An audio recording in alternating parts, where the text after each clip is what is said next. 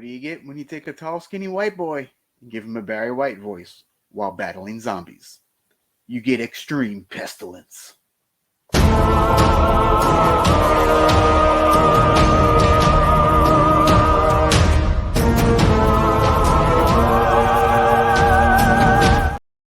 What's up, fiends? My name is Alucard, and today we cover one of my favorite best worst movies of all time, Zombie 90 Extreme Pestilence. It does go by a few alternate titles as well, including Zombie 7 and Zombie 2001 Battle Royale. This is an ultra low budget German splatter film written and directed by Andreas Snaz, probably best known for his violent shit movies. Yep, you heard that right. It stars Matthias Kerl and Ralph Hess, who are both associate producers on the film as well. Now, with that out of the way, the original movie is spoken in German. However, the English dub of this movie is what makes it. The story of the English dub is that the film's composer, Greg Parker, sent a joke dubbing to Andreas Snaz, who loved it so much, he made it the official English dub. So, of course, that's the version we're going to talk about today. And by the way, I'm going full spoilers on this one. So we start off with a plane carrying untested chemicals crashing near a German town. We meet this tall, skinny white doctor named Dr. Byrne, who has a booming African American male voice attached to him. He walks in on fellow Dr. Simon as he loses a patient on the operating table. The patient comes back to life as a zombie, so Byrne shoots him with a gun. Cue opening credits. Now Byrne and Simon walk out of the hospital in silence. Eventually Simon, who has this really high-pitched, like weaselly voice, states he doesn't think zombies were real. So Byrne says to kill him, you have to shoot him in the head or decapitate him. We then jump to a zombie with a chainsaw attacking a random guy as he walks back to his car. Yep, they use weapons in this one. Our dynamic doctor duo takes a dead body back to Byrne's office so they can examine the body or something. Meanwhile, we go to two ladies chatting in a sauna-like area. One goes to take a shower and gets attacked by a green glove zombie that proceeds to chop off the lady's left breast. The other lady walks in and also gets attacked and killed.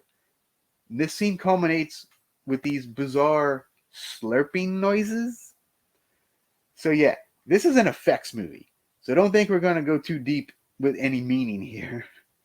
Back at Byrne's office, he slices into the naked cadaver, full-on dong mode in effect.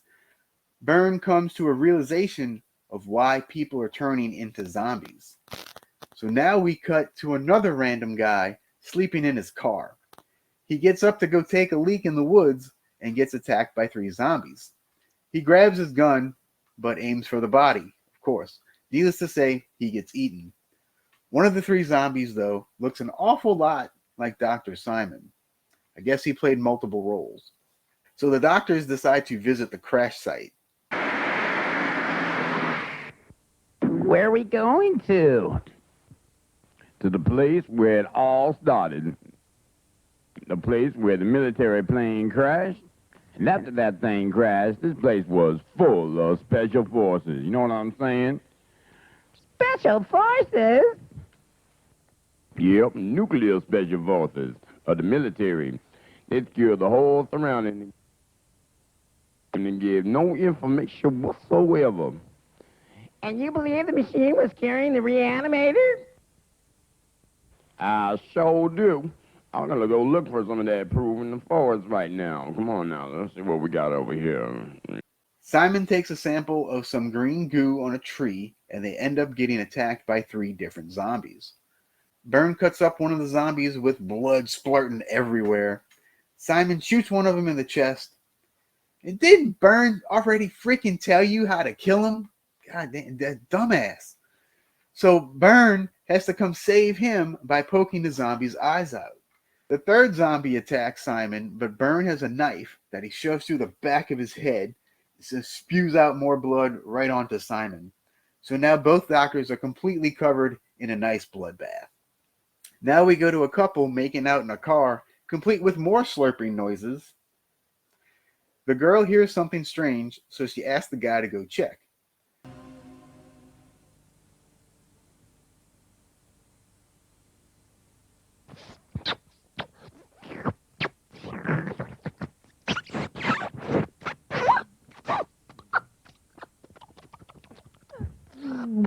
Did you hear that noise?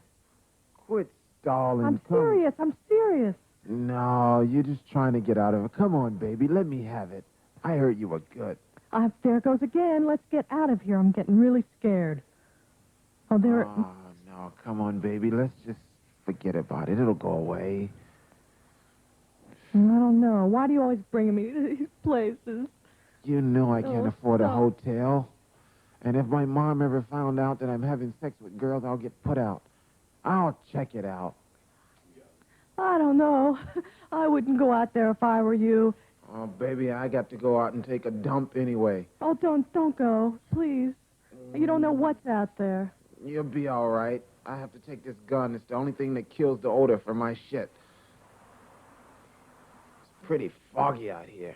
I wonder if she farted and didn't tell me. Of course, he runs into a zombie who he shoots in the chest. Hasn't any German person seen a damn zombie movie? Good Lord. We cut back to our Dr. Heroes as we discover Simon was bitten in the earlier scuffle. Here we also get an alluding that Byrne is actually a veterinarian? Okay. So Byrne gets Simon back in the car, where he demands that Simon doesn't bleed in the car. They slowly drive away, and boy, do I mean slowly. I think I could run faster than this car. Meanwhile, it cuts to a woman in a wheelchair holding her baby and getting pushed by a man down the street. The man somehow gets switched with a zombie who proceeds to decapitate her with an axe. Then the zombie pulls the head off the baby, or baby doll, I should say. You can definitely tell it's a baby doll.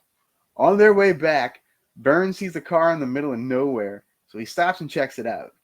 He finds a female zombie gnawing on a dead guy's penis. She spits penis blood at Byrne, and the penis guy turns into the penis zombie as he goes after Simon in the car. Byrne decapitates the female zombie and eventually kills the penis zombie as well. And then he actually runs over the decapitated penis as he peels out. Hilarious. They stop once again when there's a body in the middle of the road. So Byrne comes back to the car to find Simon fully turned and walking around. So Byrne chops off his hands and whacks him in the head. And he goes, "You're not much of a surgeon anyway." Now we cut to Byrne back at home, where he gets a phone call and he leaves immediately with a chainsaw. Lucky for him, he needs to use it almost immediately to fend off a bunch of zombies. I love the smell of zombies in the morning. Oh, yeah. Come on. Damn, just getting started. Get this can back, you. Wait. Damn, come on. You had it, bud.